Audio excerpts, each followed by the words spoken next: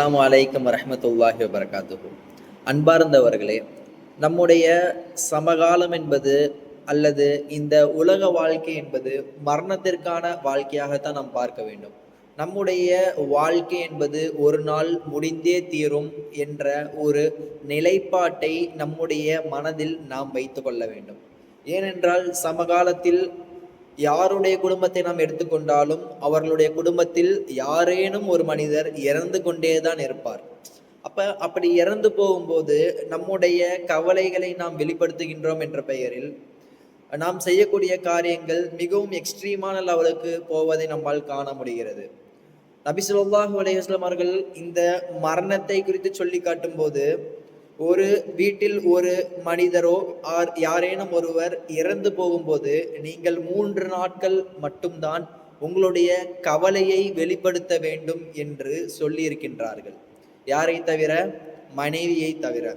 மனைவிக்கு மட்டும் 4 மாசம் 10 நாள் இதாவுடைய அந்த சமயத்துல இருக்கணும் அப்படிங்கறதுக்காக மட்டும் மனைவிக்கு மட்டும் ஒரு எக்ஸப்ஷன் வச்சிருக்காங்க.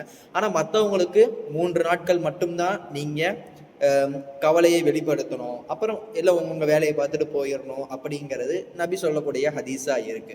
ஆனா சமகாலத்துல இருக்கக்கூடிய நம்மளுடைய மக்கள் 6 மாசம் 7 மாசம் 8 மாசம் அப்படின்னு இறந்தவர்களுக்காக வாட்ஸ்அப்ல ஸ்டேட்டஸ் வைக்கிறதா இருக்கட்டும், இல்ல மற்றவங்கள்ட்ட புலம்பி புலம்பி அழுகிறதா இருக்கட்டும், இந்த மாதிரி செயல்களை செய்வதை நம்மால் காண முடிகின்றது. அப்ப இதனையெல்லாம் நாம செய்யும் போது அந்த மையத்துக்கு ஏதேனும் ஃபாயிதா, யார் இறந்து போனாங்களோ அவங்களுக்கு ஏதேனும் பயன் இருக்குமானா ஒருபோதும் இல்லை. நபி என்ன சொன்னாங்க? நீங்க இறந்து போயிட்டீங்கன்னா உங்களை 3 விஷயம் மட்டும்தான் தொடர்ந்து வரும் அப்படின்னு சொல்லி காட்டும்போது நல்ல பிள்ளைகளுடைய துவாவை சொல்லி காட்டினார்கள். மேக்சிமம் நம்முடைய குடும்பத்துல யாரேனும் இறந்திருப்பாங்க அப்படின்னா பிள்ளைகளுடைய துவா மட்டும் இல்லை, அந்த மையத்திற்காக யார் துவா செய்தாலும் அதனை அல்லாஹ் ஏற்றுக்கொண்டு அந்த துவாவின் மூலமா அவர்களுடைய அந்த தண்டனையை குறைப்பதற்கும் அவர்களுடைய நன்மையை அதிகரிப்பதற்கும் வாய்ப்பு இருக்கு. ஏன் ஸ்பெசிஃபிக்கா பிள்ளைகளை மட்டும் சொல்லி காட்டணும் அப்படின்னா, ஏன்னா பிள்ளைங்களுக்கும் அந்த பெற்றோர்களுக்கும் இருக்கக்கூடிய அந்த பந்தம் தான் ரொம்ப க்ளோஸா இருக்கும். அப்ப அந்த அடிப்படையில தான் நபி அவர்கள் சொல்லி காட்டினார்கள் அப்படிங்கிறத நம்ம விளங்கிக்கணும். அப்ப இந்த மரணத்தை நாம் எவ்வாறு அணுகுவது அப்படிங்கிறது மிகவும் முக்கியமான காரியம்.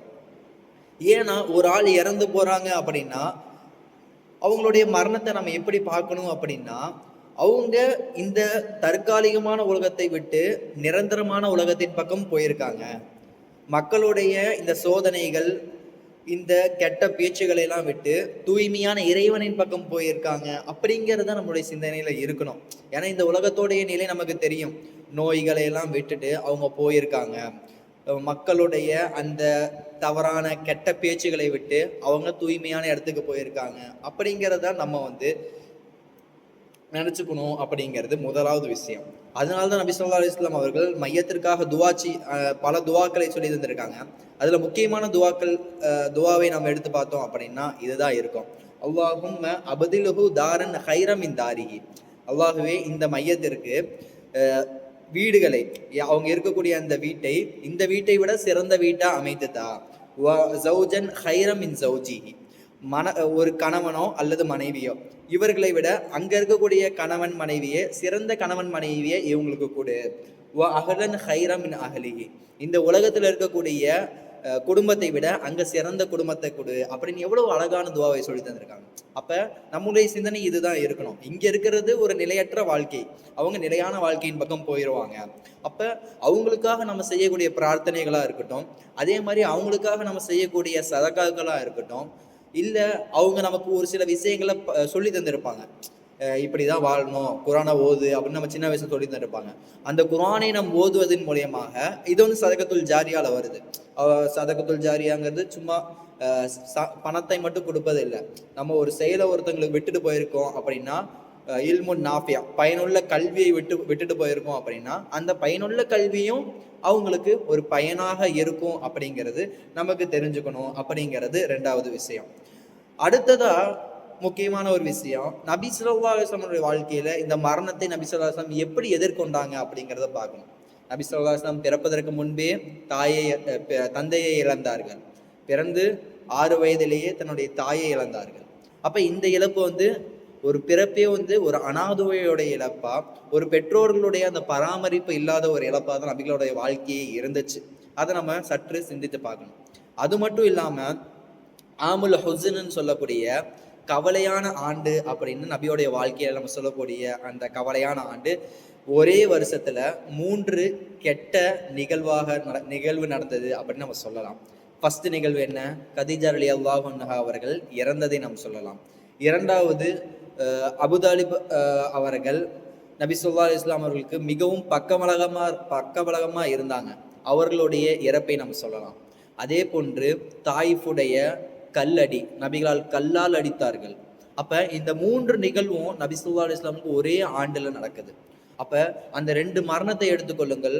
அன்புமிக்க மனைவி, மிகவும் பாசமிக்க பெரிய தந்தை அல்லது சிறிய தந்தை, அவருடைய அந்த இறப்பு என்பது மிகவும் கவலை நபிக்கு தந்தது. ஆனா இந்த கவலைக்கு பின்னாடி நபி ஸல்லல்லாஹு அலைஹி வஸல்லம் அவருடைய வாழ்க்கை என்னாச்சு? அல்லாஹு தஆலா அவர்களை மிஅராஜுடைய இரவுக்கு கூட்டி சென்றார்கள். ஜிப்ரீல் அலைஹிஸ்ஸலாம் அவர்கள் மூலமாக அல்லாஹு தஆலா அவர்களை கொண்டு சென்றார்கள். ஒரு சிறப்பை கொடுத்தான் அல்லாஹு தஆலா. அப்ப இந்த இதுலயும் ஒருத்தர் நம்மளுடைய குடும்பத்துல மரணிச்சு போறாங்க அப்படின்னா நம்ம நினைக்க வேண்டியது இதுதான். ஒருத்தர் இறந்து போகும்போது அதுக்கு பின்னாடி ஏதோ ஒரு ஹைரு நமக்கு அல்லாஹ் தருவான். என்னுடைய தந்தை, என்னுடைய தாய் இறந்து போறாங்க அப்படின்னா நான் என்னுடைய கவலை மட்டுமே வெளிப்படுத்திட்டு இருந்தேன் அப்படின்னா அப்ப அல்லாஹுவே மறக்கக்கூடிய ஒரு சூழ்நிலை ஏற்படும். அப்படி ஏற்படாம இருப்பதற்காக தான் நபி ஸல்லல்லாஹு அலைஹி வஸல்லம் அவர்கள் அல்லாஹ்வின் பக்கம் சேர்ந்து இருந்தார்கள். அதனால்தான் அல்லாஹு தஆலா இவ்வளவு கஷ்டம் வந்தாலும் எனக்கு அல்லாஹ் போதுமானவன் என்ற நிலை நபி ஸல்லல்லாஹு அலைஹி வஸல்லம் அவர்கள் இருந்ததுனால்தான் அல்லாஹு தஆலா மியராஜிற்கு கூப்பிட்டு, இந்த உலக மக்கள் தான் உங்களை விட்டுட்டு போயிடுவாங்க, ஆனா அந்த வானத்தில் இருக்கக்கூடிய இறைவனும் அந்த மலக்குமார்களும் அந்த சுவனமும் உங்களை ஒருபோதும் விட்டு விடாது என்பதை உறுதிப்படுத்துவதற்காகத்தான் அல்லாஹு தஆலா அந்த பயணத்தை அவர்களை கொண்டு சென்றான் என்பதை நாம் மனதில் வைக்க வேண்டும். அதே மாதிரி இன்னொரு முக்கியமான விஷயம், இமாம் இப்னுல் கையிம் ரஹிமஹுல்லாஹி அலைஹி சொல்லி காட்டுறாங்க, ஒரு மனிதனை கவலைப்படுத்துவதுதான் ஷைத்தானுக்கு மிகவும் பிடித்தமான காரியம் அப்படின்னு சொல்லி காட்டுறாங்க. சற்று சிந்தித்து பாருங்களேன். நம்முடைய வாழ்க்கையில பல ரீதியாக நமக்கு கவலை வரும். ஒரு ஆள் நம்மளை திட்டாங்க அப்படின்னா நமக்கு கவலை வரும். ஒரு லவ் ஃபெயிலியர் ஆயிடுச்சு அப்படின்னா நம்மளுக்கு கவலை வரும். நம்முடைய வீட்டில் இருக்கக்கூடிய நமக்கு பிடித்தமானவர்கள் நம்மை விட்டு பிரிஞ்சு போயிட்டாங்க அப்படின்னா நமக்கு கவலை வரும். இப்படி கவலைங்கிறது பல வகை. கவலை வரணும், வரக்கூடாதுன்னு சொல்லவே இல்லை. அந்த கவலை வந்தனையும் அதற்காக ஒரு குறிப்பிட்ட நேரம் இருக்கு. நபி எப்படி 3 நாள் சொன்னாங்க. வேற மற்ற கவலைகள்லாம் ஒரு குறிப்பிட்ட நேரங்களோடு நம்ம சுருக்கிடணும். ஒரு 5 நிமிஷம் 10 நிமிஷம் நினைக்கணும், அதுக்காக அழுகணும், அடுத்து நம்மளுடைய வாழ்க்கையை நோக்கி நம்ம போயிடணும். இதை நினைச்சு விட்டுட்டு நம்மளுடைய வாழ்க்கையை நம்ம வேஸ்ட் பண்ணிடக்கூடாது அப்படிங்கிறது தான் இப்னுல் கையிம் ரஹிமஹுல்லாஹி அலைஹி அவர்கள் நமக்கு சொல்ல வரக்கூடிய ஒரு மிக முக்கியமான விஷயமாக இருக்கு. கவலைகள் மூலயமாகத்தான் ஷைத்தான் அதிகமாக சந்தோஷப்படுறான் அப்படின்னு. அப்ப ஷைத்தான் சந்தோஷப்படுவதை நாம் ஒருபோதும் அதற்கு ஒரு ஆப்பர்ச்சுனிட்டி, ஒரு வாய்ப்பை நம்ம கொடுத்து விடக்கூடாது என்ற விஷயத்தில் நாம் கவனமாக இருக்க வேண்டும் என்ற ஒரு நிலைப்பாட்டை உங்களுக்கு முன்னால் முன்வைக்க வேண்டும் என்று நான் ஆசைப்பட்டேன். ஏனென்றால் இந்த நிலை என்று, இந்த புரிதல் என்பது மக்களிடத்தில் இல்லாமல் இருப்பது ஒரு மிகப்பெரிய தவறாக, மிகப்பெரிய கைசேதமாக நான் பார்க்கின்றேன். அந்த அடிப்படையில் இந்த ஒரு சில கருத்துக்களை ஒருவர் மரணித்து விட்டார்கள் என்றால் நாம் எவ்வாறு அதனை பார்க்க வேண்டும், எவ்வாறு அணுக வேண்டும் என்று நபிகளாருடைய வாழ்க்கையின் மூலியமாக நாம் எடுத்து சொல்லியிருக்கின்றோம். அல்லாஹு தஆலா குர்ஆனிலும் அதைத்தான் சொல்லி காட்டுகின்றான். குல்லு நஃப்ஸின் தாஇகத்துல் மௌத், ஒவ்வொரு ஆத்மாவும் மரணத்தை சுவைத்தே தீர வேண்டும் என்ற அந்த குர்ஆன் வசனத்தை நம்முடைய மனதில் வைத்து இருக்கக்கூடிய வாழ்க்கையை, அந்த மரணத்திற்கு முன்னால் வரை சிறந்த வாழ்க்கையை, அல்லாஹுடைய பொருத்தத்தை பெறக்கூடிய வாழ்க்கையை வாழ்ந்து மரணிக்கக்கூடிய நற்பாக்கியத்தை வல்ல இறைவன் எனக்கும் உங்களுக்கும் தந்தருள் புரிவானாக என்ற உயர்ந்த பிரார்த்தனையுடன் என்னுடைய உரைக்கு திரையிடுகின்றேன். அக்கூலு கௌலி ஹாதா வஸ்தக்ஃபிருல்லாஹு லி வலக்கும் வலி ஜமீஇல் முஸ்லிமீன். அஸ்ஸலாமு அலைக்கும் வரஹ்மத்துல்லாஹி வபரகாத்துஹு.